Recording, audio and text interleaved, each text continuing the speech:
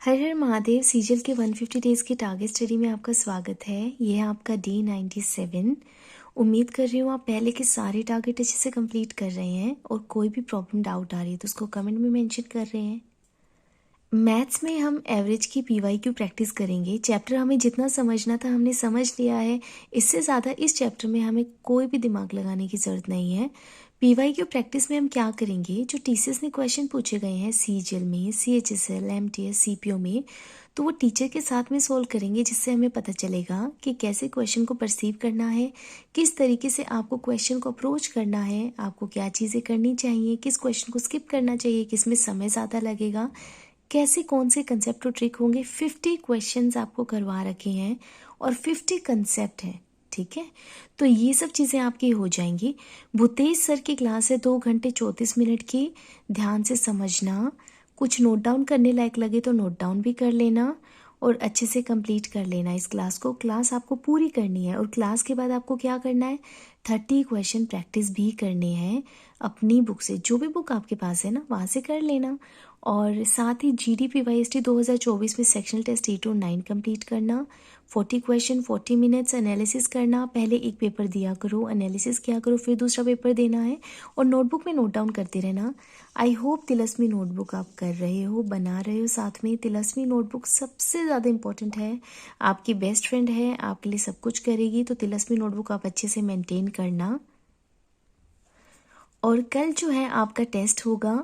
Test के लिए आप पूरा एवरेज चैप्टर रिवाइज कर लेना। वैसे तो आप ये क्लास करेंगे ना तो आपकी सब रिवीजन हो जाएगी, लेकिन फिर भी थोड़े कंसेप्ट देख लेना।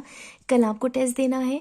रीजनिंग में आपको क्या करना है, सीएचएसएल 2022-23 वाले सेक्शनल टेस्ट 33-34 करना। 50 क्वेश्चन एनालिसिस नोटबुक में नोट डाउन, आधा घंटा आपको लग जाएगा रीजनिंग में। इंग्लिश में निमिषा मैम के साथ 3 फरवरी वाला एडिटोरियल करना। वो कैब में ए टू जेड रानी मैम के साथ एम अल्फ़ाबेट आपको करना है। 1 घंटा 11 मिनट की क्लास है, कंप्लीट कर लेना, अच्छे से समझ लेना। 10 one word substitution, EDM phrases भी आप करना अपनी बुक से या शीट से, जो मेंबर उनके पास शीट्स होंगी तो वहाँ से कर लेना।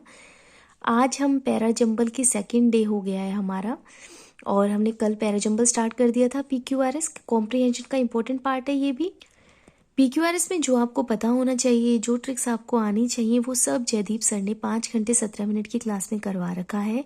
1 घंटे की क्लास तो हमने कल की थी, आज आपको अगले घंटे की क्लास को कंप्लीट करना है।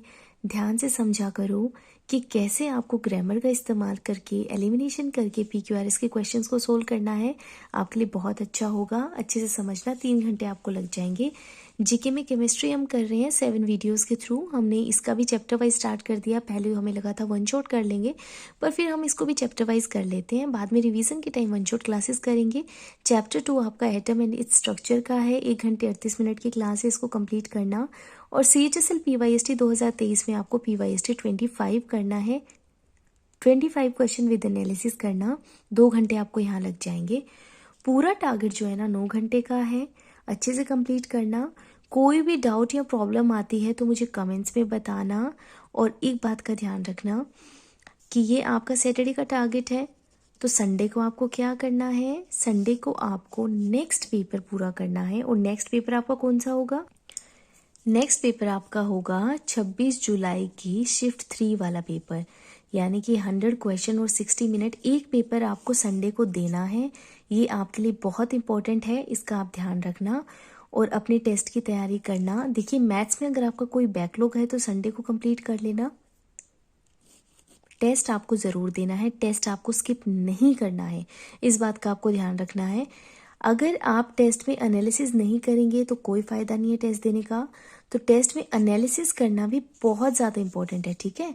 तो आप अच्छे से इसका एनालिसिस करना, समझना चीज़ों को कि कहाँ गलती कर रहे हो, कहाँ नहीं कर रहे हो, सब चीज़ों को ध्यान से समझ कर चलना।